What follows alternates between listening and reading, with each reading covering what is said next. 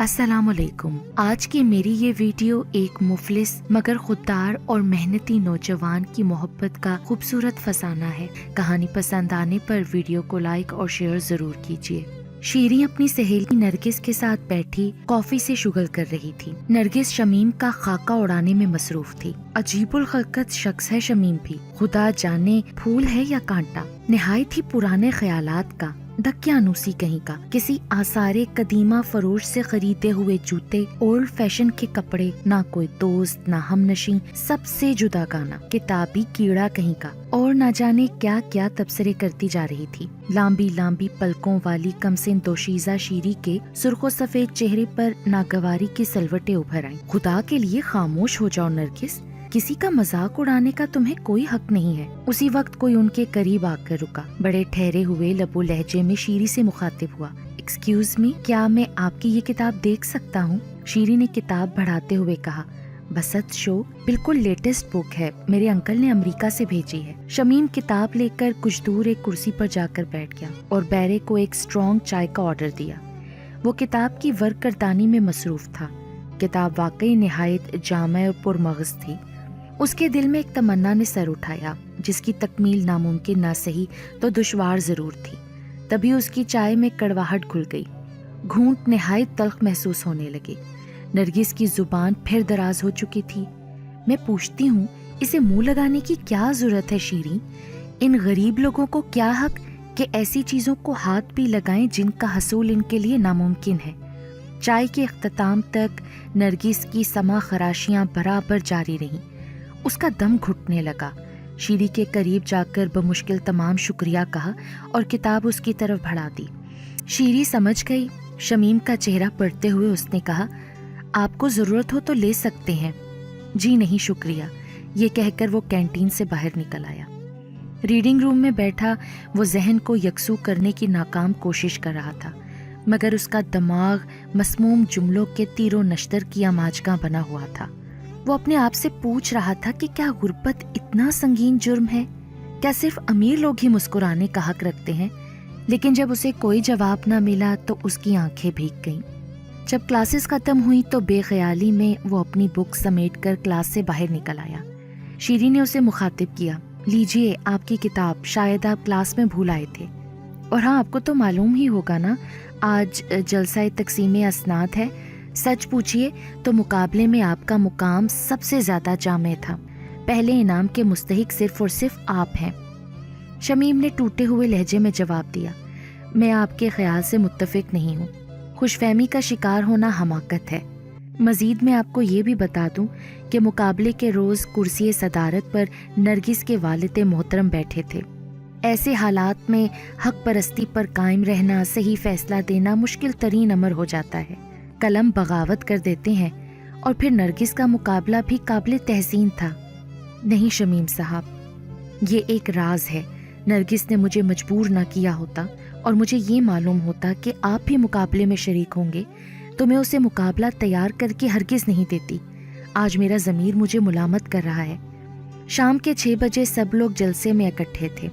इनाम का मुस्तहिक कौन खुशनसीब है, सरगोशियाँ हो रही थीं। अरे मैं तो कहता हूँ वही दकियानूसी फटीचर पहला इनाम ले उड़ेगा। एक आवाज आई। दूसरी आवाज तरदीद कर रही थी, ये क्यों भूल रहे हो, सदर जलसे पर प्रोफेसर अब्बास अली थे, नरगिस के वालिद, और जजेस में से एक तो उसके मुस्तकिल ट्यूटर भी हैं, और मुकाबले के ऑर्गेनाइजर शहर के कामयाब ताजिर शीरी के अब्बू थे, और शीरी और नरगिस एक अटूट जोड़ी है। अचानक हॉल की फिजा में एक आवाज उभरी, सामीन आपके दिल की धड़कनें तेजतर होती जा रही होंगी। लीजिए नताइज पेश हैं। पहले इनाम की मुस्तहिक करार दी जाने वाली तालिबा मिस नरगिस अब्बास हैं। हॉल तालियों से गूंज उठा। शमीम की निगाहों के सामने अंधेरा छाने लगा। 1 माह की मुसलसल काविश के बाद तैयार करता मुकाबला सूदमंद साबित न हो सका। हक और इंसाफ के सौदागरों के हजूम में वो एक तन्हा एक जफाकश इंसान था जो नाइंसाफी के ज़ूद असर जहर से नीम जा हुआ जा रहा था। मुस्तहकीन इनामात से नवाजे जा चुके थे कि अनाउंसर ने फिर मुखातिब किया, एक खसूसी इनाम किसी नामालूम शख्स की जानिब से मिस्टर शमीम को पेश किया जाता है, तशरीफ लाइए। بدلِ نخواستہ وہ اپنی کرسی سے اٹھا اور سر جھکائے اسٹیج کی جانب بڑھا۔ انعام کوئی کتاب معلوم ہوتی تھی۔ ہال کی خاموش فضا میں کچھ کہے بلند ہوئے، کچھ استہزائیہ جملے اچھالے گئے۔ تالی کی صرف ایک خفیف آواز نے اس کے کانوں کو متوجہ کیا اور وہ بوجھل قدموں سے ہال سے باہر آیا۔ میری زندگی میں ہمیشہ دوستوں کی کمی رہے گی، معاشی حالات ہمیشہ ہی خراب رہیں گے، ناکامیاں ہی میرا مقدر ہے۔ وہ آہستہ سے بڑبڑایا اور انعام کی تہیں کھولنے لگا۔ دفتن وہ چونک گیا۔ خوشی اور ملال کی ملی جلی کیفیت اس پر طاری تھی۔ یہ وہی کتاب تھی، اوراق کے درمیان ایک لفافہ بھی تھا۔ صفحہ کرتاس پر پھیلی تحریر پر اس کی نگاہیں پھسلنے لگیں۔ لکھا تھا، پہلے انعام کے مستحق صرف آپ تھے۔ یہ حقیقت تھی جسے دانستہ نظریں چرائی گئیں، لیکن آپ اپنے عزائم اور حوصلوں کو شکستگی کا شکار ہرگز نہ ہونے دیجیے گا۔ میں تو آپ کو زندگی کے نشیب و فراز کا مقابلہ کرنے والا ایک مضبوط مرد تصور کرتی ہوں۔ آپ کے لکھنے کا انداز بہت منفرد اور جامع تھا۔ انعام کے حقدار آپ ہی تھے۔ یہ کتاب ایک حقیر سا پرخلوص تحفہ ہے، اسے قبول کیجیے، اور کل میرا برتھ ڈے ہے، وعدہ کیجیے کہ تشریف لائیں گے۔ مجھے یقین ہے کہ آپ میری خواہش ضرور پوری کریں گے۔ میں آخری لمحے تک دیدہ و دل فرش راہ کیے انتظار کروں گی۔ خدا حافظ، شیریں۔ اسے رگو پے میں خوشی کی سرسراہٹیں محسوس ہونے لگیں۔ یہ وہ شخص تھا جس کی عمر کا لمحہ لمحہ درد و غم میں ڈوبا ہوا تھا، لیکن نہ جانے کیوں کون سے جذبے کے تحت اس نے کتاب پر ہونٹ رکھ دیے۔ میں آپ کو مایوس نہیں کروں گا شیریں، اگرچہ امیرانہ شان میں بدمست زرق برق لباس والے میری غربت کو نشانہ مذاق ہی کیوں نہ بنائیں۔ اگلے روز وہ بازار میں سجی دکانوں پر متلاشی نظریں ڈالتا ہوا عجیب شش و پنج کے عالم میں ٹہل رہا تھا۔ کئی گھنٹے گزر گئے۔ جیب میں طے کیا ہوا 50 روپے کا نوٹ اپنی کم مائگی اور بے وقتی پر نوحہ کنا تھا۔ دکان میں داخل ہونے سے قبل اس کے پاؤں میں بیڑیاں سی پڑ جاتی۔ وہ ٹھٹک کر رک جاتا، پھر آگے بڑھ جاتا۔ اب شام ہونے لگی تھی، روشنیاں گل ہونے لگیں۔ کئی گھنٹے تذبذب کا شکار رہ کر وہ خالی ہاتھ لوٹ رہا تھا۔ شاہراہ پر شیری لاج روشنیوں میں نہایا ہوا تھا۔ لان میں ولایتی کاریں قطار در قطار کھڑی تھیں۔ شہر کے اعلیٰ طبقے کے لوگ قیمتی تحائف لیے اندر داخل ہو رہے تھے۔ وہی تنہا تہی دامن تھا۔ اس کے قدم رک گئے۔ خودداری مزاج نے واپس لوٹنے پر مجبور کر دیا۔ وہ مذاق کا نشانہ بننے کے لیے بالکل آمادہ نہ ہو سکا۔ سرد ہوائیں دل کی چوٹوں پر نمک پاشی کر رہی تھیں۔ زخموں سے ٹپکنے والے خون تمنا نے اس کے سارے وجود کو نیم جاں کر دیا۔ اگلے روز کلاس میں بے ساختہ شیری سے نگاہیں چار ہو گئیں۔ وہ اپنے آپ کو ایک مجرم تصور کر رہا تھا۔ شیری کی نیم باز نرگسی آنکھوں کے سرخ سرخ ڈوروں میں گلابوں کا لہو رواں تھا۔ شکایات کے دفتر کھلے تھے۔ وہ دوبارہ نگاہ ملانے کی جرت نہ کر سکا۔ کتاب کھول ہی رہا تھا کہ چپڑاسی نے آ کر اطلاع دی کہ آج کلاسز سسپینڈ کر دی گئی ہیں۔ امریکہ کی ایک نابغہ روزگار شخصیت کا اسپیشل لیکچر ہے، آپ حضرات لائبریری ہال میں تشریف لے چلیے۔ کلاس میں شوخ و شنگ طالبات کے کہے سیٹیاں تالیاں بلند ہوئیں۔ وہ اپنی کتابیں سنبھال کر اٹھنا ہی چاہتا تھا کہ شیری قریب آئی۔ چہرے پر اداسی تھی۔ آپ سے کچھ ضروری بات کرنی ہے۔ شمیم حیرت کا مجسمہ بنا کھڑا تھا، پھر معذرت کے لہجے میں بولا، ابھی تو مجھے لیکچر میں حاضر ہونا ہے، مناسب سمجھیں تو شام کو ملاقات کا وقت مقرر کر لیں۔ ٹھیک ہے، پھر آپ شام 5 بجے ہمارے گھر تشریف لے آئیے، میں آپ کا انتظار کروں گی۔ مقررہ وقت پر اس نے شیری لاج پہنچ کر بیل بجائی۔ دروازہ کھلا۔ شانوں پر لہراتے ہوئے دراز بال اور نیم باز آنکھوں کے ساتھ شیری اس کا استقبال کر رہی تھی۔ تشریف لائیے، شمیم نے صوفے پر بیٹھے ہوئے شرمساری سے مغلوب لہجے میں کہا۔ مجھے بہت افسوس ہے شیری، میں آپ کے لیے اذیت رسانی کا سبب بنا۔ آپ کی خواہش کے مطابق میں کل آپ کے گھر نہیں آ سکا۔ آتا بھی کیسے؟ میری زندگی غربت اور افلاس کا جنازہ ہے۔ میں ایک کم نصیب معمولی شخص ہوں۔ یہ مفلس شخص آپ کے دروازے پر پہنچا تو میرا وجود متزلزل ہو اٹھا۔ پاؤں زمین میں دھستے ہوئے محسوس کر رہا تھا۔ طنز و نگد بھرے فکرے سہنے کی ہمت نہیں رہی تھی مجھ میں۔ میں واپس لوٹ گیا۔ کاش آپ میرے دل میں جھانک کر دیکھ سکتی شیری کہ گزشتہ 3 سالوں میں لوگوں نے کتنے زخم لگائے ہیں۔ کتنی بار سرعام رسوا کیا گیا ہوں میں۔ سچائی یہ ہے کہ میں ایک محروم شخص ہوں، ایک بے معنی لفظ، ایک بے وقت ذات۔ ناکامیاں میرا مقدر بن چکی ہیں۔ غم کو 1000 بار ٹھکرایا مگر ہر موڑ پر اسی سے ملاقات ہوتی ہے۔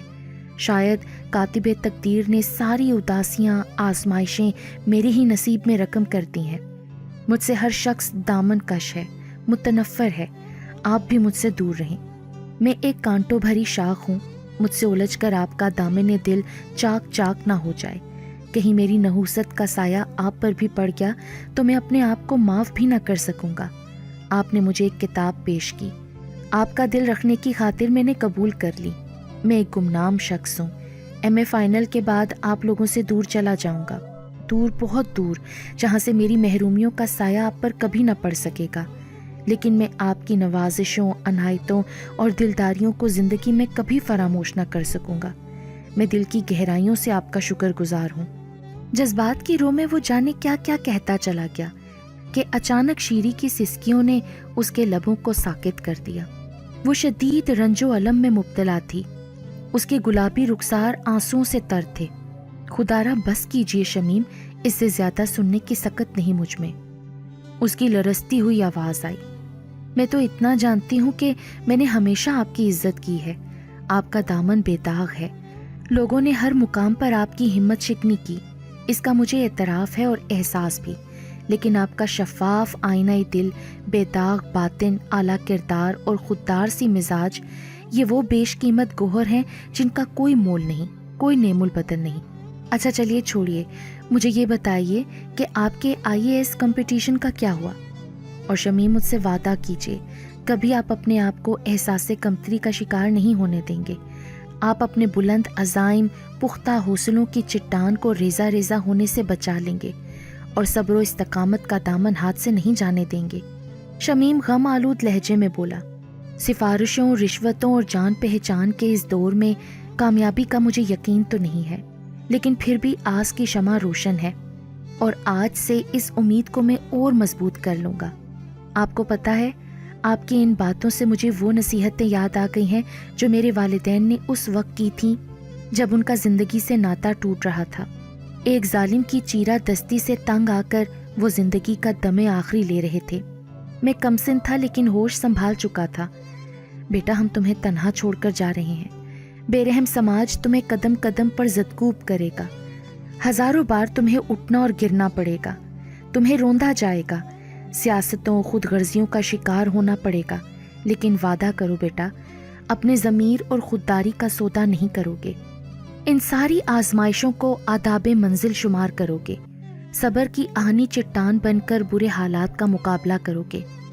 اس وقت میں نادان تھا، پھر بھی ان نصیحتوں کو ہمیشہ سینے سے لگا کر رکھا، کبھی بھی نگاہ سے اوجھل نہیں ہونے دیا، اور اسی لیے آج تک زندہ ہوں۔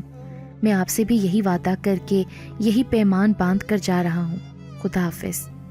اسی کرب و اضطراب میں زندگی کے دن بیتے جا رہے تھے کہ اچانک ایک روز اس کی نگاہ اخبار کے ایک گوشے پر جا کر پڑی۔ اس نے کمال بے یقینی سے اپنے آپ کو ٹٹولا، شدت سے آنکھوں کو کھولا اور بند کرنا شروع کیا۔ کہیں وہ خواب تو نہیں دیکھ رہا؟ چائے کی پیالی اٹھا کر لبوں سے لگائی تو وہ یقین کے ساحل سے ہمکنار ہو گیا۔ یہ وہی خود ہے جس نے IAS کا کمپٹیشن ٹاپ کیا ہے۔ دفتن اس کا دل دھڑکنے لگا۔ اتنی بڑی خوشی اسے راس نہ آئی۔ اس کا سر چکرایا اور بے اختیار بینچ کے ایک جانب لڑک گیا۔ ہوش آیا تو اپنے آپ کو ایک نرم و گداز بستر پر دراز پایا۔ کمرے کا جائزہ لیا تو اسے یقین ہو گیا کہ وہ کسی ہاسپٹل میں نہیں بلکہ کسی عالیشان بنگلے کے بالا خانے میں موجود ہے۔ دیوار پر آویزاں قدامت تصویر کو دیکھ کر وہ حیرت میں ڈوب گیا۔ میں شیری کے گھر؟ یہ کیسے ہوا؟ میں تو چائے… شمیم کی خود کلامی سن کر شیری دوڑتی ہوئی اس کے پاس پہنچی۔ شاید رونے کی وجہ سے اس کی آنکھیں سرخ تھیں۔ شمیم بے ہوش ساکت پڑا تھا تو وہ اللہ تعالیٰ کے آگے سر جھکائے کہہ رہی تھی، اللہ پاک، یہ کیا انصاف ہے؟ تیرا ایک سادہ دل بندہ جو ہمیشہ محرومیوں، نفرتوں کا شکار رہا، ہر موڑ پر جس کی غربت کا مذاق اڑایا گیا، زندگی کی ہر شام اس کو شکست دیتی رہی، لیکن پھر بھی اس کے عزائم بلند رہے، اور آج جب تو نے اسے اتنی بڑی خوشی، کامیابی سے نوازا تو اس کی قوت صبر کیوں سلب کر لی؟ اپنی عظیم کامیابی پر مسکرانے سے پہلے وہ ہوش باختہ کیوں ہو گیا تھا؟ اللہ پاک، اگر یہ پیکر عظمت خاموش ہو گیا تو آئندہ کوئی گدھا زیادہ جہد عمل نہ کر سکے گا۔